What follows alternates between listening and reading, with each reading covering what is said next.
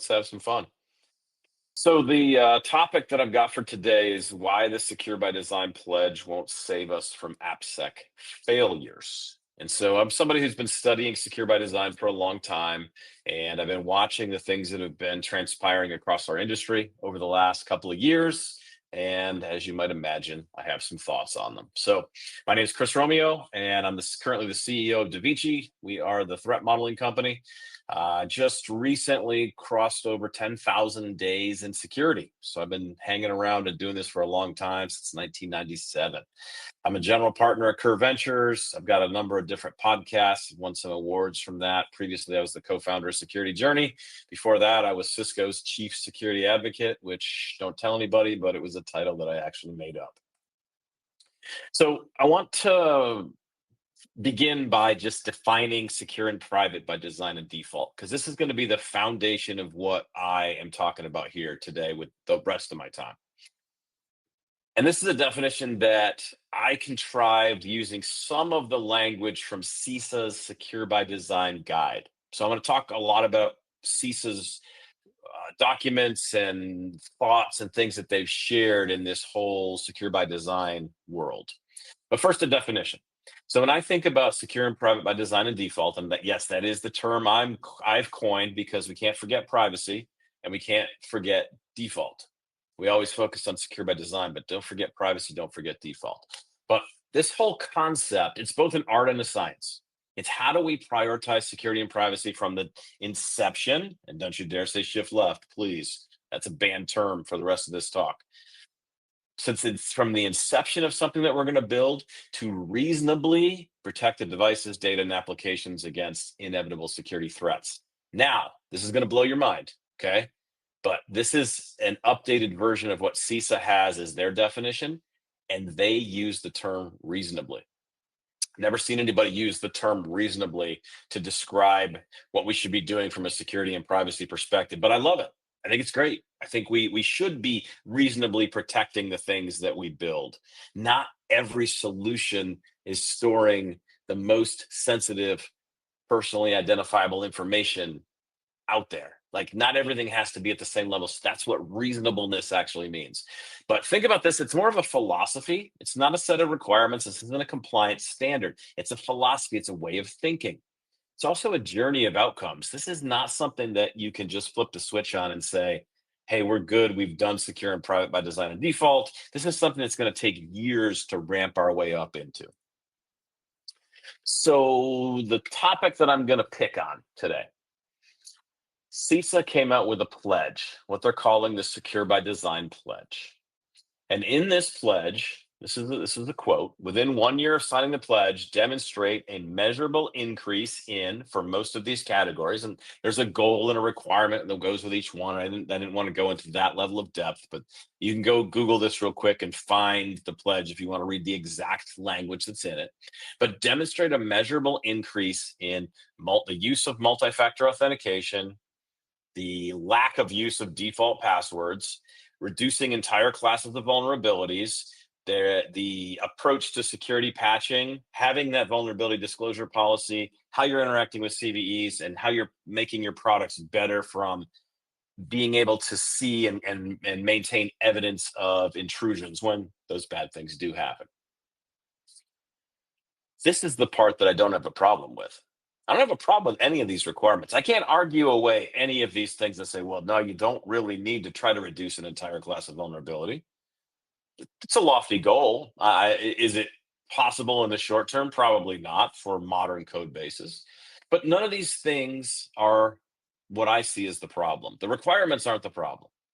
So I've got a minor challenge and a major challenge when I think about this pledge. And what happened with this pledge, in case you haven't seen, CISA got a whole bunch of people together at RSA last year. A bunch of big companies got on stage and they had a big signing ceremony, and there was much pomp and circumstance, and maybe not people in costumes, but there was a lot of pomp and circumstance around it, and we're going to save our industry and all these types of things.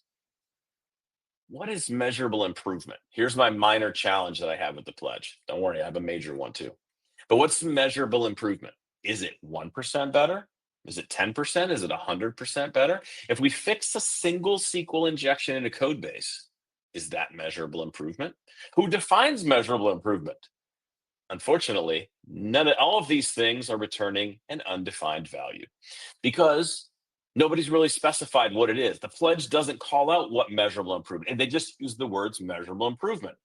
Well, listen, if I fix one SQL injection, to me that's measurable improvement. So I made measurable improvement. So I can cheer and I can run around and get super excited, and I can even consider another challenge. So my major challenge that I have with this pledge, this is a voluntary pledge. This is their text. This is a voluntary pledge, a good faith effort to work towards the goals. Voluntary means nobody has to participate. And good faith is kind of the most wishy-washy possible thing we could do. Well, just do your best. That's what we're asking you. Sign the pledge, do your best to improve security and privacy. And at the end of the day, you too could get a participation in security excellence trophy. Don't you hate participation trophies? I do. And I certainly don't want to get one for my security and privacy efforts. So those are the challenges that I see from the pledge perspective. And here's what I would do if I was CISA, whatever Jen Easterly's title is at CISA, if I was in that role for the day. Here's a secure by design pledge with teeth. So we can use the existing requirements they put forth. I love them. They're great.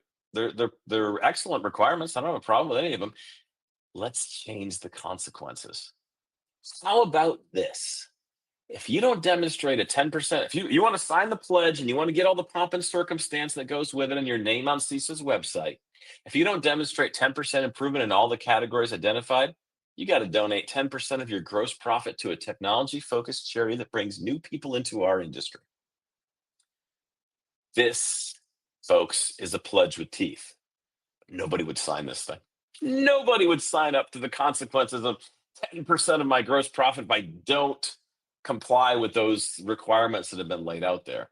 But that's what I think needs to be. Let's put some real effort behind what the consequences are gonna be of this. That's the thing that's missing in this. That's why I really don't spend too much time probably talking about what's wrong with it, but it's because we could do something that has a measurable impact on our industry. This just isn't it. So how about I can't just give you 25 minutes of ranting about challenges with the way that CISA is approaching these things. So let me walk you through what I think is a strategy that you can use to implement secure and private by design and default. Because what I see when I look at CISA's requirements and I look at other people's definitions around our industry of secure and private by design, and it's mostly secure by design, there's a lot of different definitions. There's a lot of different words that have been written in white papers and blog posts and podcast interviews, but they all tend to just be jumbled up collections of requirements. Nobody talks about how to actually do it. And I think that jumbled selection of requirements is important. Yes, we have to have that as a foundation, but nobody talks about how to actually make it a reality. And so I want to share the approach that I'm taking here of using really four different component pieces together to create this flow that will allow us to practice secure and private by design and default. So it begins with what I call design decisions. And you're going to see a lot of input in these things that came out of CISA's guide. So like I said, I'm not somebody who's saying like that's just a terrible document, ignore it. It's got a lot of goodness in it. It just doesn't have a framework for how you can be successful. So first thing you got to do from a design perspective, if you're going to be secured by design, is you have to have a security and privacy enforcing stack. You have to choose the right architectural components that are going to enhance your security and privacy. So this is language. How about a memory safe language? We have Rust, we have Go, we have even Java and C Sharp, and we have memory safe languages as options today. Why are we using anything else? How about a framework? What are we going to use for our JavaScript front end environment? Are we using React and Angular, which tend to be both modern, updated, and thinking a lot about security and how to enhance those front end frameworks from a security perspective? How about database? How are we protecting privacy with the database capabilities that are available? How about using any protections that are available from our hardware or our cloud environment. And so the takeaway with this first design decision, though, is that the strength of your stack is really defining your ceiling as far as how high you can go. But it's important to lay this foundation by choosing the right component pieces. The second decision is a secure and private user experience. So, how are we going to consider user experience to enhance this thing that we're building?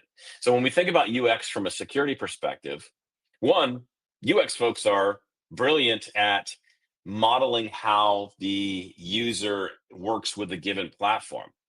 They have a different set of a different way of seeing the platform than we as security people do, developers, architects, whoever's involved in this process.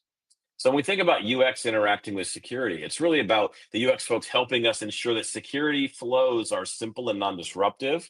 We're balancing security and usability with the risk level. We're not expecting somebody to enter 75 MFA codes in a row to change their profile picture. That seems like it might be a little bit over the top. How about ensuring there's a consistent experience with security features across the entire product? And then clear and helpful error messages. How many times have you gotten the, error message 47, something, something, something? It doesn't make any sense.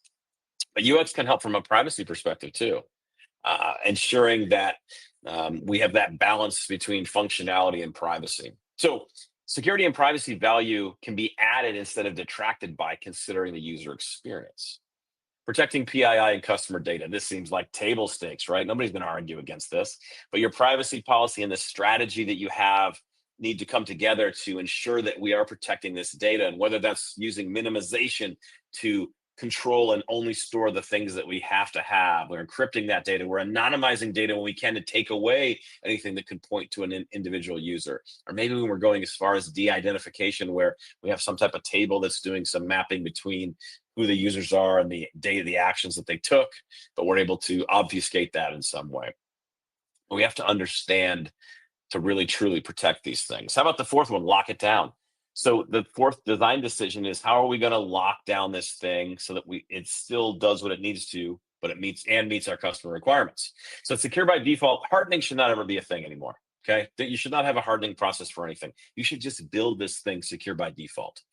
Limiting the attack surface. How do we shut down and minimize the number of interfaces that exist?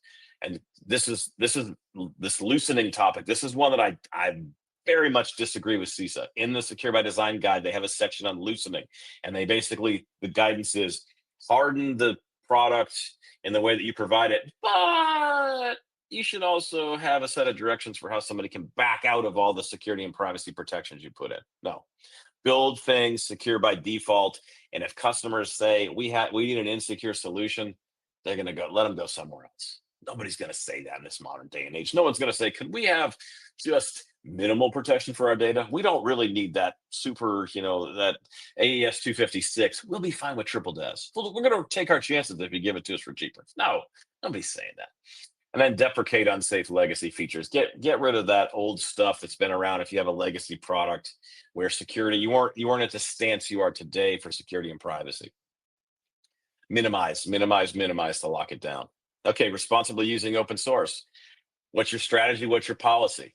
Are you letting developers choose whatever they want, or using some type of proxy and some type of list of packages that are approved? What's your criteria for them choosing open source? You better be using software composition analysis in this modern day and age. And what's your privacy review? What's your criteria for data processing? Do you ever consider the privacy of a package that you're bringing in to be part of your application? Nobody ever thinks about, how do we assess the privacy of that? You got to understand what the package does first to really understand, does it impact privacy? Does it interact with the data in such a way that we got to take a closer look? Sixth issue is detecting and mitigating issues in code. This is, well, it's going to seem more like table stakes as well, but it's an important thing. We have to have a plan for this going in. What's our secure and privacy coding standards? We never have a privacy coding standard. Why not? Why don't we write one? Why don't we have one? We should have something that protects our customers' data, and our developers know basically some patterns they can use to ensure that they're impacting privacy correctly. And then what's the code review policy? I mean, static analysis for security, of course, we've been doing that for decades. There's privacy static analysis now. things that are checking for data and seeing how it interacts. And it's a newer area of tooling, but it's something that we should be taking a closer look at. And then the seventh and final design decision is really how are we dealing with vulnerabilities? So what's our product vulnerability management strategy? What's our, are we using S-bombs? I'm somebody who's not been a big fan of S-bombs, and I've been pretty vocal about it. I don't have a problem with transparency. I think transparency is a beautiful thing. I would love to have a view into what are the component pieces that make up a piece of technology that I'm using. My challenge with S-bombs has been no one knows how to operationalize them. So there's all this money that's been spent to generate S-bomb factories and whatnot, and nobody on the end user side really knows what to do with it or is really gathering value from it. So then after design decisions, data flow diagram for me is an important step. So I go through these design decisions for something I'm going to build. I make all these choices about the architecture and the tooling and everything that I'm going to use. Then I've got to draw a picture of the thing that I'm building. Now, for me, data flow diagrams just make sense. We could sit and have a 30-minute conversation about something that you're building, and I get to the end and I'm like, wait, what? How do those things fit together? Data flow diagrams just provide me with a simplistic way of seeing how the various components in the system interact with each other. And the thing I love about it is you can hand me a data flow diagram. I can spend a couple of minutes scanning it, and I'm ready to ask questions about how the system works. I'm ready to test and see how you've thought through how you're going to build the thing that we're in the process of designing. So for me, design decisions, build the structural foundation, data flow diagram gives me the blueprint for how this is all going to come together. And then I've got a number of different patterns here that I'm gonna touch on lightly and quickly. But think of patterns like paved roads. So guardrails, paved roads, these are popular concepts now in AppSec, but I like the paved roads better because what a paved road is we're gonna give you as a developer a pattern that you can apply, so you don't have to recreate the wheel for a given application. You can take something that already exists, and it'll make your life easier because you can take a trusted component and use it. And so I say base patterns because these aren't even big enough to have their own thing. You would think HTTPS TLS only would be just everybody's already doing it, but why are we even talking about it? Too often there are still things that are using HTTP and everybody's like, wait, what? No, it's happening. But other base patterns are security headers. That's a whole talk all into itself, right? Of all the different security headers, but it's a pattern that we need to apply in a standard way. And then single sign-on with a user database is also something that just should be part of everything that we build. So the first pattern, authentication and multi-factor, this is becoming closer to being part of everything that we do. But the benefit of it being a pattern is we end up with a unified approach to how we do authentication and multi-factor, especially if we're bigger than a startup company that might only have one product and we're an enterprise with 500 applications in production. The value of that pattern is we have a battle tested way of doing authentication and multi-factor, and we can include that as a part of all of those 500 applications. Maybe not in the same day, but we can build up to it where we're using this standard component. Pattern two, just access control and authorization. This is this idea of how are we going to have authorization and access control done in a standard way across, for example, all three services that are part of our application here. And Mukund Sarma is at Chime, and he was on my podcast, the AppSec podcast. He was telling me this story about how they have a paved road for authorization with attribute-based access control. And what they do is they have a configuration file with a developer. When they create a new microservice, they have to basically edit about 5 lines of JSON in this configuration file. And those 5 lines of JSON define what the access control policy is using this standard paved road component for that microservice. And that JSON then just defines and describes it. So the developer has to spend about 5 minutes thinking about authorization instead of having to build their own approach to it or insert some component. It's all integrated for them in the beauty of a paved road. And that's a powerful thing to do right there. Pattern three, validation, sanitization, and coding.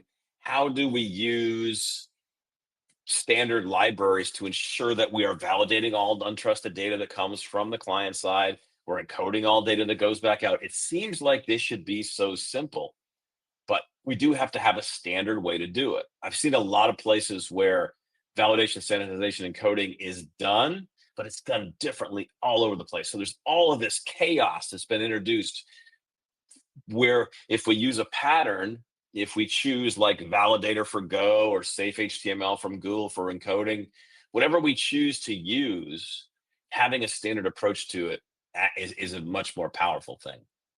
Secure logging. So we should have a pattern for how we do logging. We always put logging off till you ever look at an OWASP top 10 list. Logging, if it made it, is always in the number 10 spot because we always push it down to the bottom. But we need a secure logging approach. We need a way to do this in a standard way. Password storage and initiation. We need a pattern for this using an identity provider and some type of user database. Like, how are we going to have a standard way of setting up new accounts? And then data protection. Like, what's our encryption strategy in the databases? What's our key management? What's our secrets vault approach? What's our rotation strategies? All of that can be packaged up into a pattern where I, as a developer, don't have to think about key rotation. When I ingest the pattern for data protection, I get the secrets management, the rotation, the encryption algorithms, and everything you've chosen in advance for how we're going to do this. That's the power of a pattern right there, though. The last pattern, scalability. So orchestration and high availability. So using things like Kubernetes in a way to horizontally and vertically scale is also a pattern.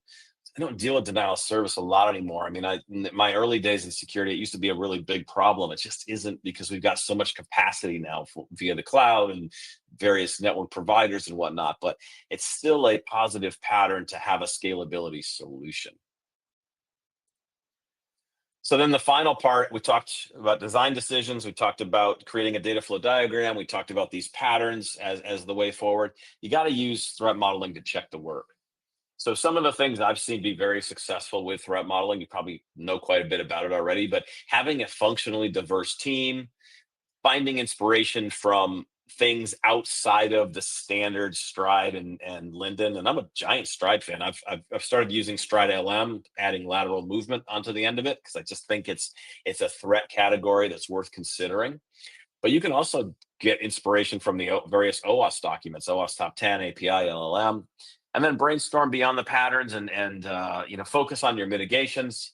Give also a pointer to the threat modeling capabilities project that some friends of mine and I worked on a couple of years ago as a way to define how to build a stronger threat modeling program. So with that, I have come to the end of my discussion about secure by design. We talked about the CISA pledge and my major and minor concerns with it. And then I wanted to walk you through and show you from my perspective how you make secure and private by design a reality. There's my contact information. I told you I'd do a couple podcasts, AppSec podcast, security table, threat modeling podcast. And I'll also just point out, I work at Devici. I'm the CEO. Check us out. You can threat model for free. We've got a free forever plan so that you can do threat modeling free forever. Awesome. Thank you so much, Chris. It was very insightful. I think there was a lot of different comments in the chat. I think some questions as well. So we have some couple of 5 minutes left, so we can address some questions. Let me just go. There is a question of AJ, I think. Start there. So, any good starters to follow for planning your application logging, which includes what logs to create, what log, and in what format, etc. Yeah, great question. So, I like the ASVS. OWASP Application Security Verification Standard is my go-to set of requirements for anything. And they've got a section in there on logging. And so that would be my recommendation for where we go to find, whether it's logging or whether it's anything else having to do with building web applications, building things for the internet. ASVS is just the gold standard. That's folks like Jim Manico and many others have put a lot of effort over the last 15 years into this document. And like, if I was building a new program now and my management said we need a set of requirements, I wouldn't go build one myself. I would just go get ASPS and say, okay, we have one. It took us a day to get it done. There's a lot of time. I think there is a question from Tony. If apps are already deployed to prod, should this be prioritized over existing apps? Another great question. Yeah, 100%. When we're thinking about measuring risk of the various applications that we have in our suite, if something's in production now and we're going to go through a retroactive application of secure and private by design and default, something is in production, it's got to be where we start. And you really need to do an assessment of those particular particular applications to measure risk against them. Are there any questions left? I think I don't see any more in the chat, so I think we could just give a couple of minutes for And I see people. my friend Dustin Lair appears to be coming up next, so folks better stay tuned here, because this is the person that understands security champions better than anybody else I know. So he's the guy you want to listen to. And that's for sure. I think that's at the heart of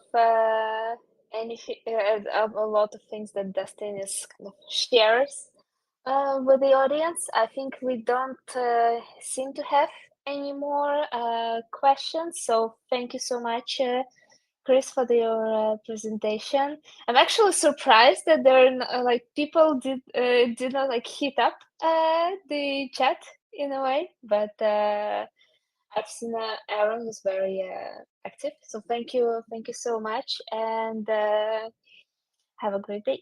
Yeah, thanks, y'all.